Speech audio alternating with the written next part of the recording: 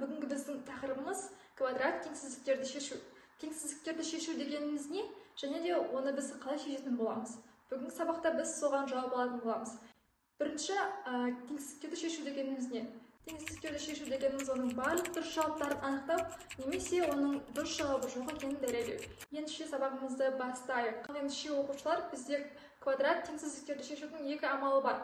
Оның бірінші тәсілі графиктер арқылы, ал екіншісі аралықтар арқылы. Ал ендеше осы бізде берген бірінші мысалымызды 2х квадрат минус 3х плюс 5 кіші немесе тең нөлден осы квадрат теңсіздікті графиктер тәсілі арқылы шешіп көрейік. Ол үшін бізге ең бірінші осы берілген функцияның графигін сызып алу қажет. Міне, енді осы функцияның графигін сызатын болсақ, ол бізде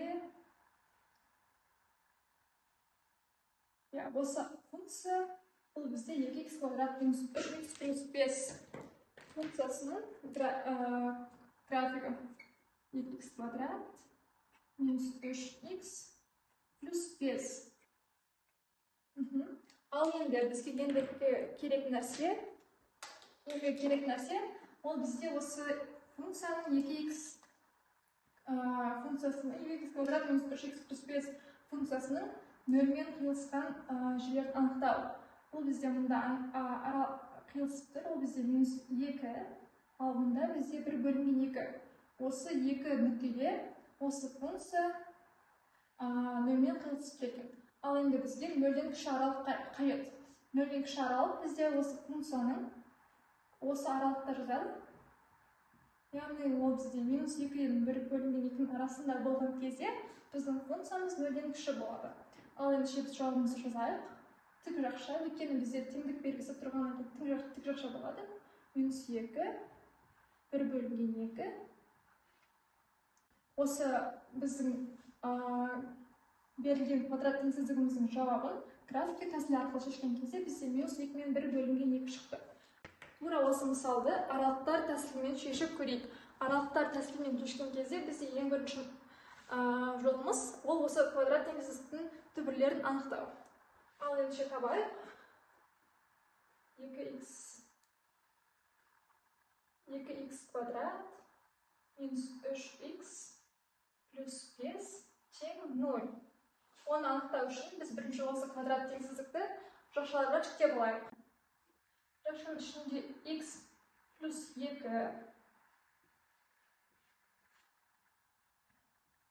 х минус 1 бөлінген 2 тең 0. Ендеше біздің осы квадрат теңсіздігіміз осы жақшаларға жіктелді. Ал ендеше біз осы арқылы оның түбірлерін тауып алайық. х плюс 2 тең 0, х минус 1 бөлінген 2 тең 0.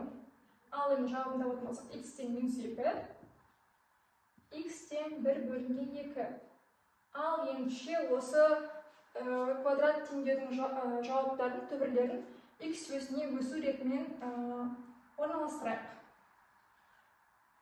Мұнда бізде 0 бар, мұнда бізде 0 бар, мұнда минус 2, 0 сол жағында орналасады, ал 1 бөлінген 2 ол 0-дің оң жағында.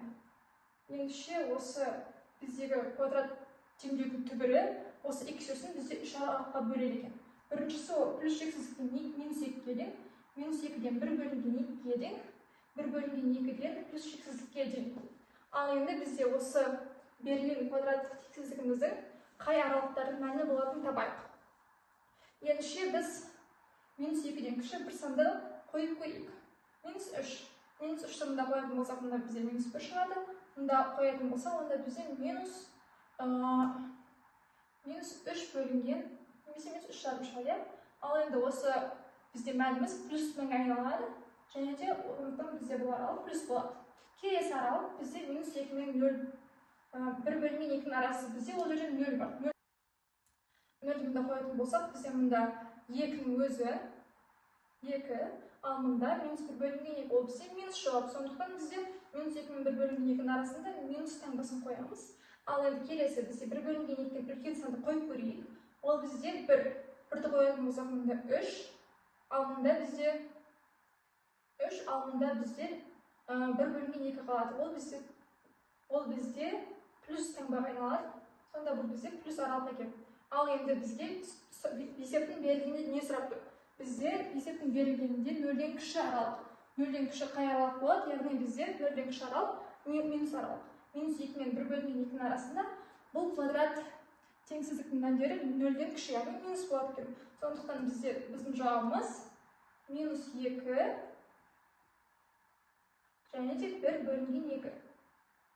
Біз мұнда тік жақша қойдық, өйткені есептің берілгенде бізде 0 жауапқа кіреді, сондықтан бізде бұл тік жақша болды. Ал енді оқушылар, біз келесі мысалымызға келейік. Бізде екінші мысал 4х минус 2х квадрат минус 5 үлкен 0-ден. Ендеше біз бұл квадрат теңсіздіктің жауабын табайық. Бірінші интервал тәсілін көрейік. Байқағанымызда бізде бұл теңдеудің, яғни 4х минус х квадрат минус 5 тең 0. Бұл теңдеудің бізде нақты түбірлері жоқ. Сондықтан біз бұны тек қана графиктер тәсілі арқылы шешетін боламыз. Ендеше бұл функцияның графигін сызып алайық.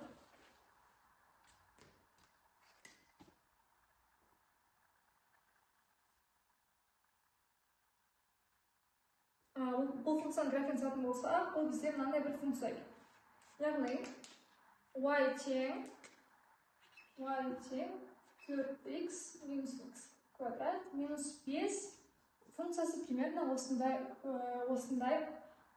жерде жатыр екен. Ал ендеше біз осы функцияның нөлден үлкен мәндерін табуымыз керек. Яғни осы функция бізде қай кезде нөлден үлкен болады?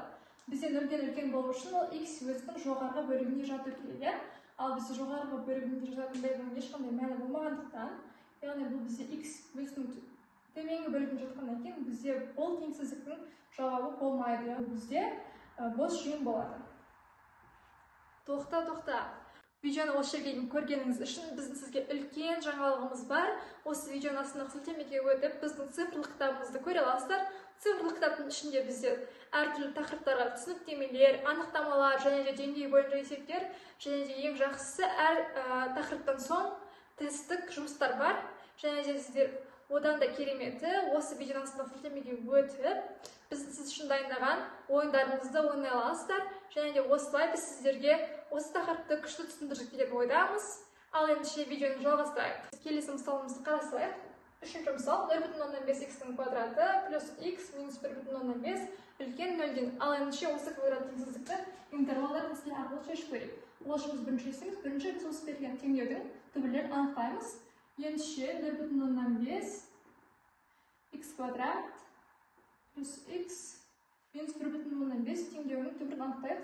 Ол үшін біз осы берілген теңдеуді шығарып жіктейік.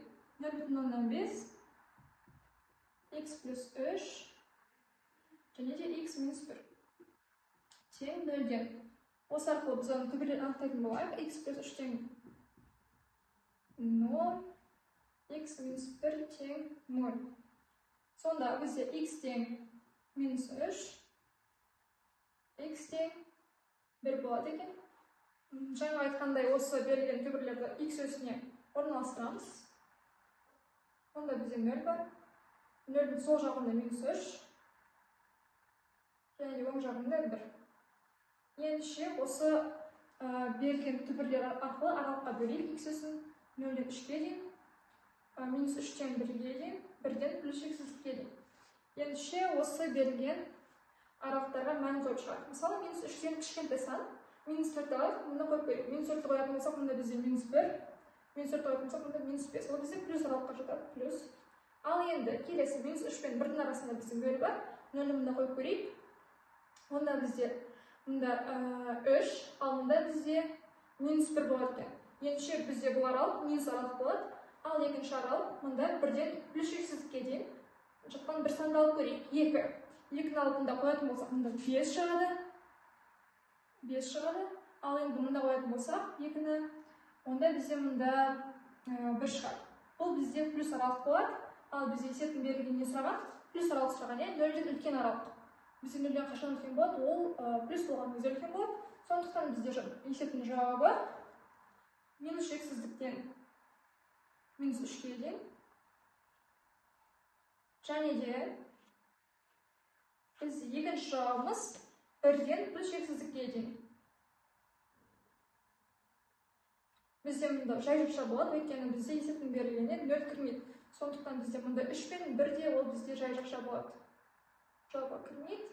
Ендеше осы үшінші есептің жауабы бізде осы минус шексіздіктен минус 3-ке дейін, және де 1-ден минус шексіздікке дейін. Ал ендеше оқушылар сәл қиынырақ мысалдарды шығарып көрейік. Бізде есептің берілгені x минус 3-тің квадраты, x плюс 1 кіші 0-ден еді. Біз осы теңсіздікті қалай шешсек болады? Әрине біз бұны интервалдар тәсілі арқылы шеше аламыз. Ол үшін бізде осы теңсіздіктің жауабын табу керек. Ең алдымен бізде x минус 3, x плюс 1 тең 0.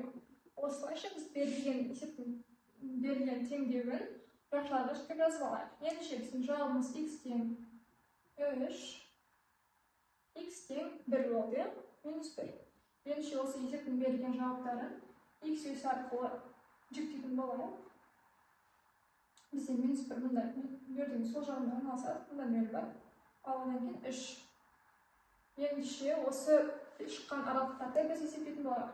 Минус шексіздіктен 1-ге дейін, 1-ден 3-ге дейін, және де 3-тен плюс шексіздікке дейін. Ал ендеше осы аралықтардағы мәндерді беріп көрейік. 3 беріп көрейік. Минус 3-ті берсек, мұнда бізде минус 6, минус 6-ның квадраты 36 болады екен.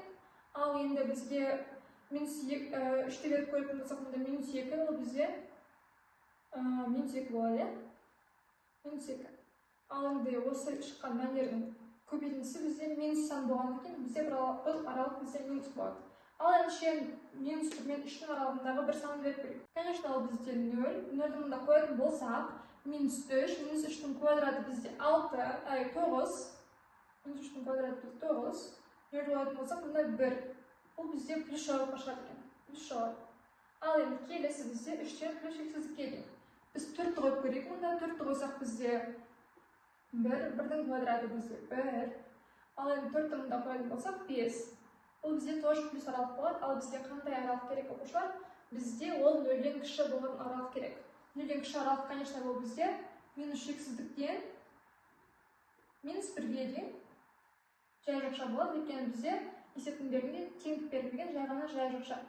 Сондықтан біздің осы теңсіздіктің жауабы минус шексіздіктен минус 1 болады екен. Оқушылар, бүгін біздің сіздерге дайындаған видео сабағымыз аяқталды. Біздің каналымызға келіңіздер, лайк басыңыздар. Егер сұрақтарыңыз болатын болса, комментарий жаза кетіңіздер. Біз міндетті түрде 24 сағаттың ішінде ол сұрақтарға жауап беретін боламыз. Ал ендеше келесі кездескенше.